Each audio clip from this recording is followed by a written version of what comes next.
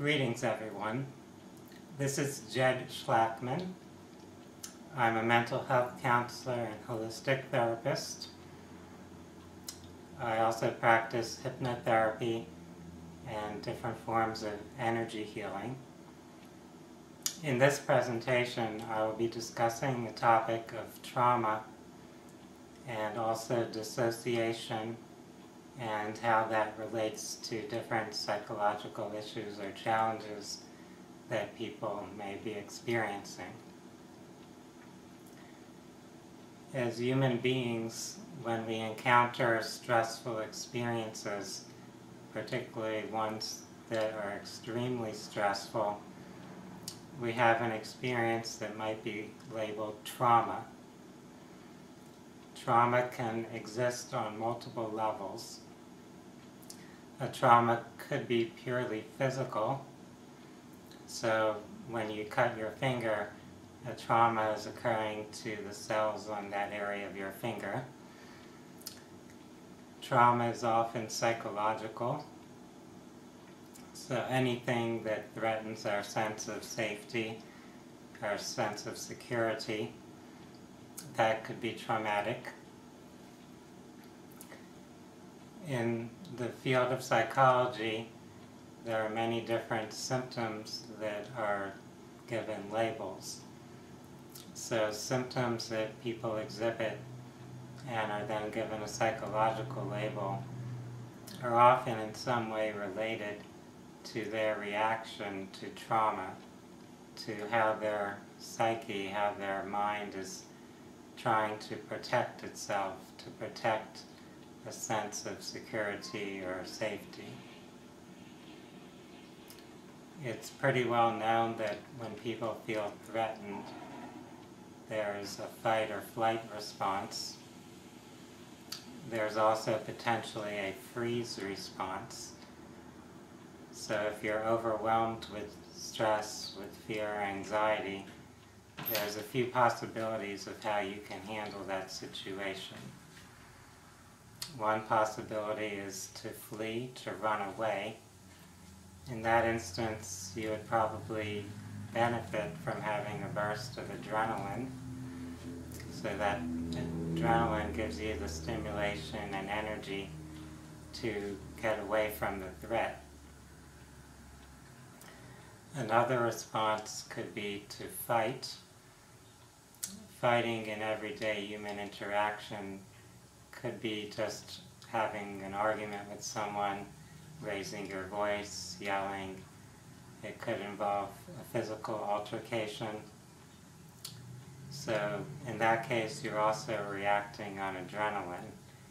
The adrenaline is giving you that burst of energy to assert yourself in that particular aggressive way.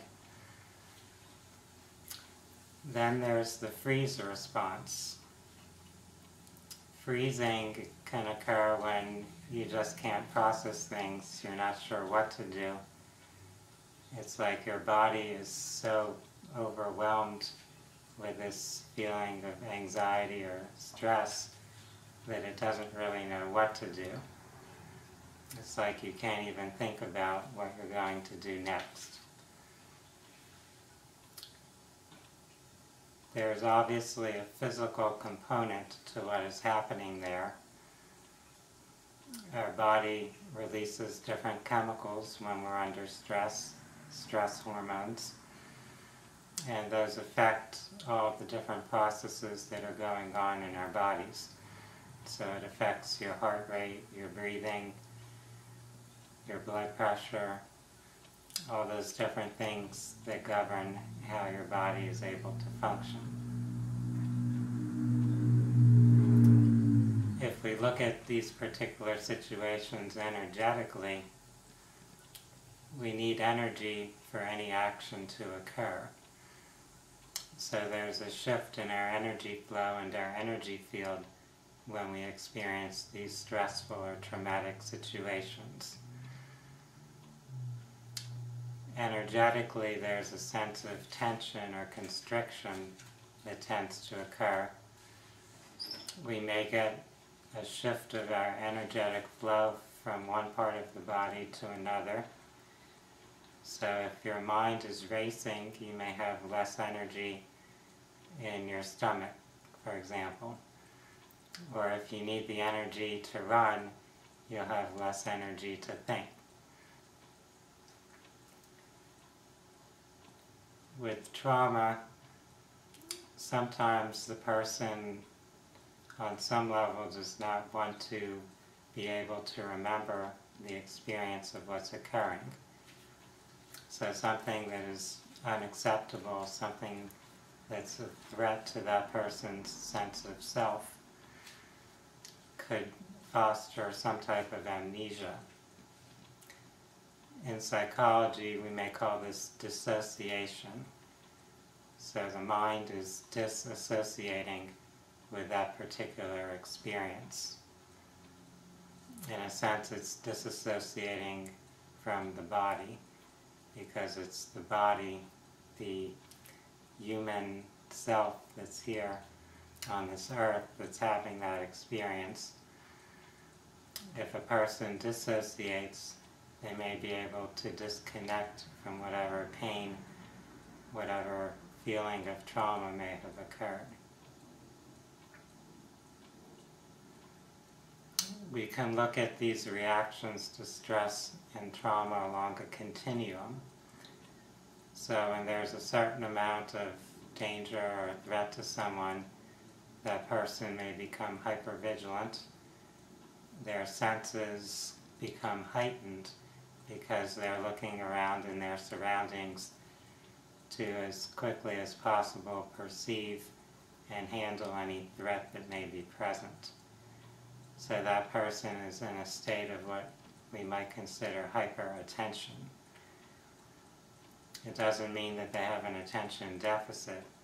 It just means that their attention is stimulated to where they're looking around and exploring every part of their surroundings, looking for whatever may be significant, whatever stimulus might be relevant.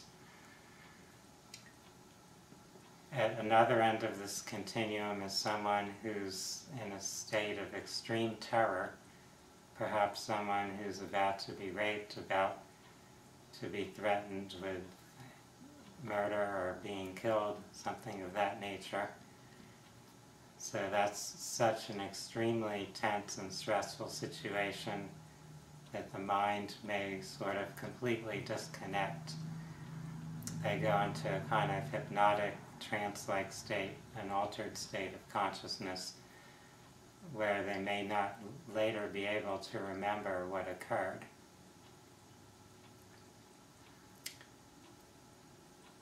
There's been a lot of research done in the area of dissociation, and some of that has been done by government agencies which are actually seeking to exploit those types of states or those types of psychological reactions. Some of you may have seen movies like The Manchurian Candidate, where a person was, in a sense, programmed to go into these dissociative states and to respond to cues or triggers provided by the people that trained or programmed them. Well, that's based on real programs, real operations, and research that have been conducted. And it's been, in a way, brought into the public domain, into public awareness, through things like the Manchurian Candidate movies. The reality is that even before any agency, any group like the CIA began to investigate dissociative identity, this was something that had occurred in the human population throughout history to people that experienced extreme trauma. The only difference is that with the awareness of how that process functions, some people have decided they can use it to exploit the person who's going into those dissociative states. In my role as a therapist, I'm seeking to help people reintegrate their consciousness to be balanced and to be whole. Being whole means that you don't disconnect yourself from any aspects of yourself. You don't reject any of your experiences. You are able to face them, to own them, to process them, to see them in a way that actually supports your sense of wholeness. So to see perhaps what you've learned from those types of experiences, to see yourself as having overcome them, as having surpassed whatever may have occurred to you in your past. This is obviously something that's not easy for everyone to work on. When we have memories that are very painful, we often avoid them, and when they do resurface or do get brought back into our attention, we may re-experience some of that pain that was present when that event originally occurred. This is why therapeutic processes help people connect to a more positive, pleasant state, to a safe, secure state, and then carry the resources from that state into the memory, into the unpleasant scene.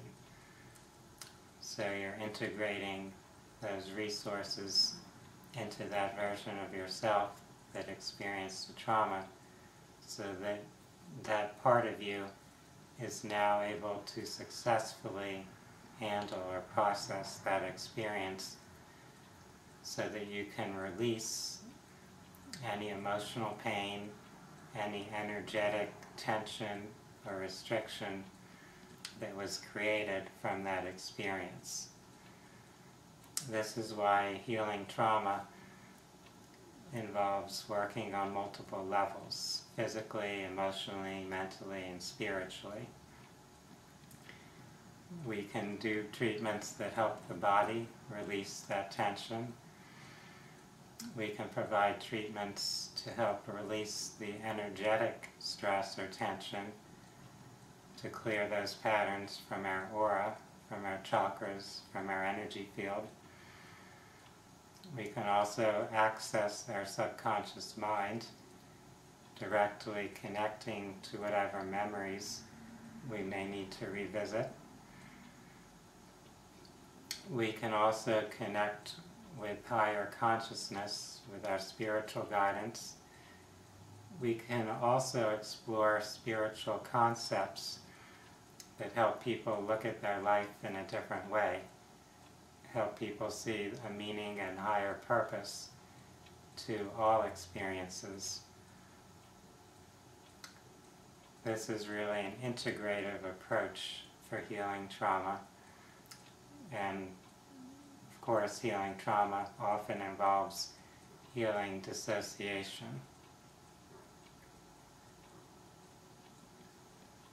For those that work with people dealing with psychological issues, you'll see there are certain types of diagnoses, certain patterns of symptoms that are common. One common type of diagnosis is what I call the attention deficit hyperactivity spectrum. With attention deficit and hyperactivity, you have a variety of symptoms, and of course not everyone is experiencing them for the same reasons or factors. However, there is often a type of stress or trauma that's related to those symptoms, to those ways that person reacts to their environment. Inattention is often a type of distraction or dissociation. So a person that is constantly on alert, that's overstimulated with their nervous system, it's hard for them to focus and tune into just one particular activity, task, subject, whatever it might be. It's not that they're not capable of attention, it's that they're so used to being over-vigilant, overactive with their mind, that they can't slow it down to just focus in a particular area. It may take some relaxation, some stress management, some retraining of their nervous system to shift those patterns of attention. In psychology, anxiety issues, what are called anxiety disorders, are quite common. It could be a generalized anxiety, it could be social phobia or other types of phobias. It could be post-traumatic stress, where any stimulus that reminds the person of a previous traumatic experience will trigger the same types of reactions that may have seemed essentially useful in the original experience. If someone is in war combat, they'll react to things in a certain way that would seem practical and logical in that situation, but which would be impractical or perhaps unhealthy in their everyday life situations where they're not in a war zone. The subconscious mind creates programs, ways that it can react to different situations. And those programs need to be accessed rather instantly. They're not there to give you time to think. They're there so that you can quickly respond to whatever environmental stimulus is there. There are benefits and drawbacks to that. The benefit, of course, is that you can react quickly. If you truly are in a dangerous, threatening situation, that may save your life. However, in other situations, it may lead you to not think, to act irrationally. So to avoid that type of irrational reaction, it's important to be able to calm yourself, to help your nervous system go into a more relaxed mode, so that you are able to stop and think rather than reacting impulsively.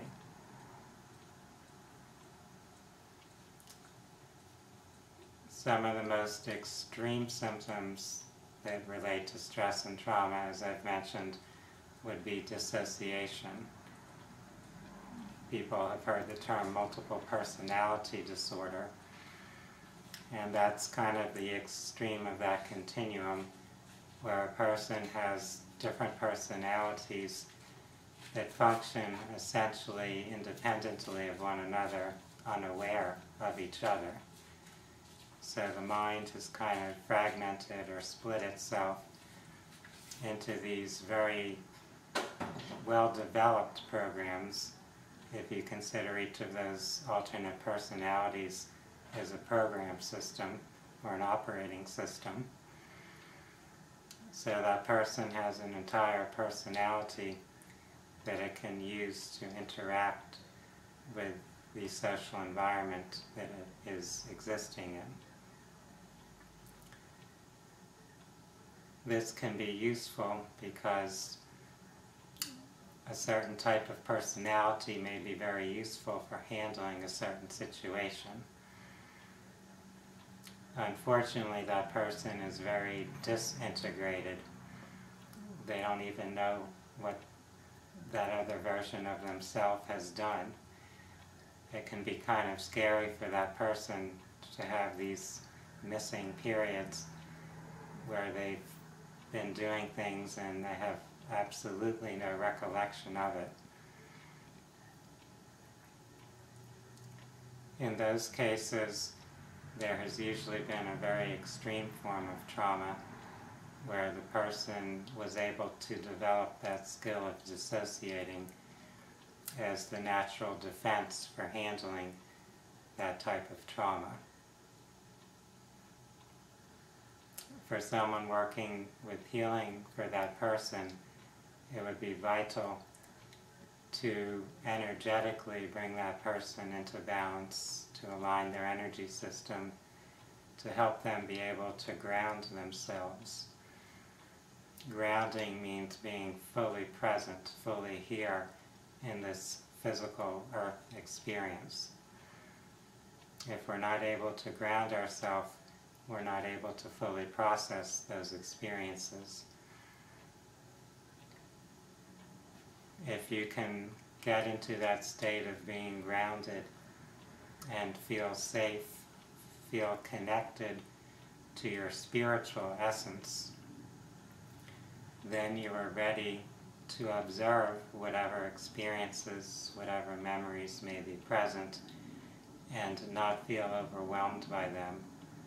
You'll be able to see them now with a clearer understanding and awareness, with a new sense of empowerment, a new sense of well-being, realizing that no matter what may have occurred at that time, you are ultimately okay. Your true self, your spiritual essence, will actually never be harmed. It is limitless, it is eternal. When you are able to align with that awareness, to be fully connected to that understanding, to fully anchor and embrace that perspective, that understanding of who you really are, then those past traumatic experiences no longer overwhelm you. They no longer throw you off balance the way they did before. They no longer create that disruption to your energy flow, to your sense of power. For those who are seeking to heal trauma, I encourage each of you to look into holistic approaches that are able to integrate body, mind, and spirit, to release the tension, the stress that's present physically and energetically, to access and release the emotions that you've carried. If there are tears that need to flow, that's great, let them flow. If you need to breathe deeply to let your body release its trauma in whatever form it needs to, it could be twitching, it could be shaking, whatever the body needs to do to let go of that energy, it's perfectly fine. Then there's the spiritual and the intellectual shifts that occur, the new understanding, a different picture of yourself now as a brave spirit, as a powerful soul. You are no longer a victim. You are no longer feeling shameful or guilty, no longer limited by that experience. For really, that's all it was. It was just an experience. It does not in any way define who you truly are. When we are able to look at life from the soul's perspective, we see that we have many lifetimes, many identities that we experience, all of them helping the soul grow and evolve, all of them helping that field of consciousness transform itself. So every experience is valuable. It serves a higher purpose. And everything in life is in a process of change or transformation. Everything is in motion, in vibration. Energy is never static, it's always moving. That includes our identity. Our self is never stable. it's always shifting in some way. It's always evolving based upon the experiences and feedback that it is gaining.